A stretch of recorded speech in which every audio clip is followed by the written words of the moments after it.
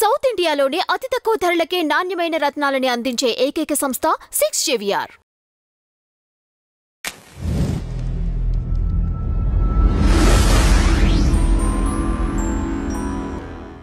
నమస్తే అండి, welcome to our channel. నమస్తే సార్. నమస్కారం అండి. ప్రముఖ యాంకర్ శ్రీముఖి గారు ఒక షోలో అంటే ఒక ఇద్దరిని పొగడడానికి రామలక్ష్మణుల్ని ఎగ్జాంపుల్ తీసుకొని మనం రామలక్ష్మణుల్ని ఒకప్పుడు ఫిక్షన్ స్టోరీస్లా చూసాము, ఇప్పుడు ఎదురుగా చూస్తున్నామని చెప్పారు.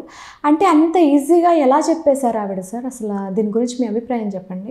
సో ఇక్కడ అభిప్రాయం అంటే శ్రీముఖి గారు మాట్లాడిన మాట ముమ్మాటికి తప్పండి.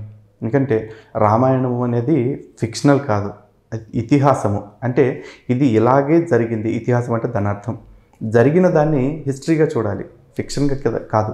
బహుశా వారు చదువుకున్న ఆధునిక చదువుల కారణం కావచ్చు, లేకపోతే ఆ వేదిక మీద నుంచున్నప్పుడు ఆ కోలాహలం, ఆ అభిమానులు, లేకపోతే ఆ సెలబ్రిటీస్ని చూసి వాళ్ళని పొగిడే క్రమంలో అత్యుత్సాహం వల్ల ఆ స్టేట్మెంట్ ఇచ్చి ఉండొచ్చు.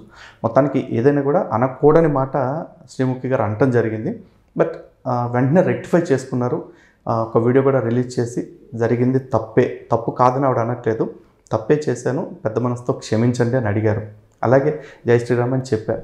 ఇంకా పెద్ద మనసుతో క్షమించండి, నేను తప్పు చేశాను అన్న తర్వాత తప్పు తెలుసుకున్న ఆవిడని పదే పదే ట్రోలింగ్ చేయడం వల్ల ఏం పెద్ద ప్రయోజనం ఉండదు. కానీ సినిమా ఇండస్ట్రీలో ఉంటున్న చాలామందికి ఇది హ్యాబిచువల్గా అయిపోయింది. రామ్ గోపాల్ వర్మ అనేవాడు ఉన్నాడు. వాడు తెల్లారు లెగిస్తే రామలక్ష్మణులతో పాటు హిందూ దేవీ దేవతలందరినీ చాలామందిని అవమానకరంగా మాట్లాడతారు. అలాంటి వాడిని మేము కొట్టలేకపోయాం, తిట్టలేకపోయాం దగ్గరికి వెళ్ళి. ఇంకా కమల్ హాసన్ కావచ్చు, ప్రకాష్ రాజ్ కావచ్చు, వీళ్ళు హిందుత్వాన్ని, భారతదేశాన్ని, సనాతన ధర్మాన్ని చాలా అవమానకరంగా మాట్లాడుతున్నారు. వాళ్ళని ఎవరిని మేము కొట్టలేకపోయాం, తిట్టలేకపోయాం. ఇప్పుడు మొన్న బ్రహ్మానందం గారు తెలిసి అంత వయసు వచ్చిన విఘ్నుడు, ఆయన మనుధర్మశాస్త్రం వేదం అంటూ వేదాల్ని మనుధర్మశాస్త్రాన్ని కలిపి అవమానిస్తూ అందులో స్త్రీలను ఏదో తక్కువ చేశారు, స్త్రీలని అణిచేశారు అంటూ మాట్లాడారు. ఆయన్ని ఏం చేయలేకపోయాం. ఈ రోజున ఈ శ్రీముఖి గారు చిన్న ఆవిడైనా సరే ఆవిడ వెంటనే తప్పు తెలుసుకుని చాలా పెద్ద మనసుతోటి క్షమాపణ కోరారు. మరి అలాంటి ఆవిడ మీద ఇంకా మాకు కక్ష సాధింపు ఏముంటుంది? తప్పు తెలుసుకున్నారుగా. సో ఇప్పటికైతే మేము ఆవిడకి ఒకటే చెప్తాం సున్నితంగా, దయచేసి సనాతన ధర్మం గురించి మాట్లాడేటప్పుడు మాట్లాడొద్దని మేము అన్నాం. ఎందుకంటే అదేం మాకు పేటెంట్ కాదు, ధర్మం అందరికీ సంబంధించింది. మాట్లాడేటప్పుడు కాస్త ఆ ఒళ్ళుపై తెలుసుకుని మాట్లాడారనుకోండి, ఇలా క్షమాపణలు చెప్పుకునే పరిస్థితి మీకు రాకుండా ఉంటుంది. అండ్ మోరోవర్ ఈవిడని స్ఫూర్తిగా తీసుకుని కనీసం బ్రహ్మానందం గారు లాంటి భక్తులు, ఎందుకంటే బ్రహ్మానందం గారు ఏమి కమల్ హాసన్ లాగా, రామ్ గోపాల్ వర్మ లాగా, ప్రకాష్ రాజ్ లాగా హిందూ వ్యతిరేకి కాదు, హిందూ ద్రోహి కాదు. ఆయన హిందువే. బహుశా అలాగా హిందుత్వ వాది అవునో కాదో నాకు తెలియదు, కానీ ఆయన హిందువే. కానీ ఆయన మాట్లాడిన మాటలను ఒకసారి ఆయన పునశ్చరణ చేసుకుని నేను మాట్లాడింది కరెక్ట్ కాదు అనిపిస్తే ఆయన కూడా హిందూ సమాజానికి ఒక బహిరంగ ప్రకటన విడుదల చేసి అనుకోకుండా ఇట్లా డెలివరీ అయిందని అనుకుంటే బహుశా ఇంకోసారి ఇట్లా జరగకుండా చూసుకుంటాను అంటే వారికి కూడా చాలా హుందాగా ఉంటుంది. నిజంగా శ్రీముఖి గారిని వీళ్ళందరూ కూడా స్ఫూర్తిగా తీసుకోవాలని చెప్తాను సరిదిద్దుకోవటం విషయంలో. అంటే సార్ ఇప్పుడు మీరే అన్నారు ప్రకాష్ రాజు, కమల్ హాసన్ వీళ్ళెవ్వరూ ఏం మాట్లాడినా మేము తిరిగి అనలేకపోయామని. ఇప్పుడు అనలేకపోవటం కాదండి, అనగలుగుతాం. అంటే భౌతికంగా మేము వాళ్ళని కొట్టడం, తిట్టడం చేయలేకపోతున్నాం. నిజంగా చెప్తున్నాను కదా, చట్టాన్ని మేము మాత్రమే గౌరవిస్తున్నామా అనేది మాకు ఒక అనుమానం వస్తుంది. ఎందుకంటే డావిన్సీ కూడా ఒక సినిమా తీసినప్పుడు ఆ ప్రొడ్యూసర్ మీద, డైరెక్టర్ మీద, అందులో నటుల మీద క్రైస్తవ సమాజం అంతా విరుచుకుపడిపోయింది. ఆ సినిమాని బ్యాన్ చేయించేసుకుంది ఆంధ్రాలో రిలీజ్ అవ్వకుండా, ఉమ్మడి ఆంధ్రప్రదేశ్ ఉన్నప్పుడు.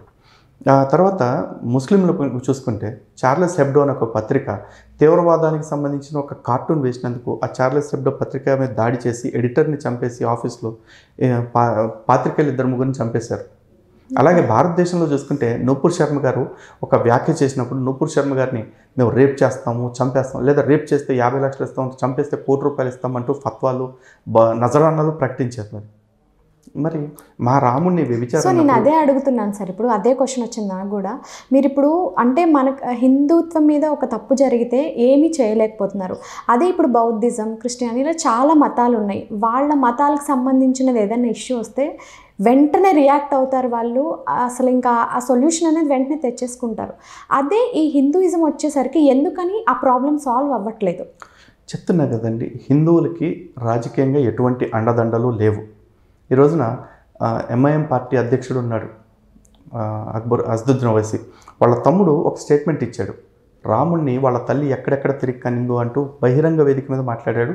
ఆ వీడియో సోషల్ మీడియా మొత్తం ట్రెండింగ్ అయింది. కానీ ఆ కేసులో అతను విడుదలైపోయాడు, సాక్ష్యాధారాలు సరిగా లేవు అన్న కారణంగా. కానీ హిందువులైన మేము ఎవరిని దూషించట్లా. కానీ ఈరోజు మా మీద రమణానంద అనే ఒక స్వామి కేసు పెడతాడు. మేము అతను దూషించింది లేదు పెద్దగా. అలాగే బ్రహ్మకుమారి సంస్థ వాళ్ళు ఉంటారు, వాళ్ళు మేము ప్రశ్నిస్తూ ఉంటాం. ఆ ప్రశ్నించినప్పుడు ప్రశ్నకి సమాధానం చెప్పకుండా వాళ్ళు మా మీద పదుల సంఖ్యలో కేసులు పెడతారు. అలాగే ఇంకా చాలామంది మా మీద నిత్యం వేధించే వాళ్ళు ఉన్నారు. ఇక మేము భౌతిక దాడులకంటూ దిగటం మొదలు పెడితే మమ్మల్ని సామాన్యంగా బతకనిస్తారా? ఈ దేశంలో మొన్న ఒకడు అడిగాడు, ఈ దేశంలో ప్రధానమంత్రి హిందువు, మంత్రులందరూ హిందువులు, ముఖ్యమంత్రి హిందువులు, అధికారులు హిందువులు, మీకు ఏం ప్రమాదం వచ్చిందని చెప్పేసి అన్నాడు. ఇదే, అందరూ హిందువులే, కానీ హిందుత్వవాదులు ఎవరు లేరండి. ప్రాబ్లం అది. సెక్యులర్స్ ఎక్కువ ఉన్నారు. ఈ సెక్యులర్స్ ఎక్కువ ఉండటం వల్ల హిందుత్వవాదులు పదవుల్లో ఉన్నా కూడా వీళ్ళ ఒత్తిడి కారణంగా వాళ్ళు కొన్ని చేయాలనుకున్నా నేరుగా చేయలేకపోతున్నారు. మరి మాకు ఎటువంటి రక్షణ లేదు, రాజ్యాంగబద్ధంగా సామాజికంగా మాకు ఎటువంటి రక్షణ లేదు. మరి మేము ఏ ధైర్యంతో తెగబడి మా హిందువులకు వ్యతిరేకంగా వ్యాఖ్యలు చేసే వాళ్ళని కట్టడి చేయగలుగుతాం, మీరు చెప్పండి. సో ఇదే మాకున్న దౌర్భాగ్యం. Thank you sir. ధన్యవాదాలు.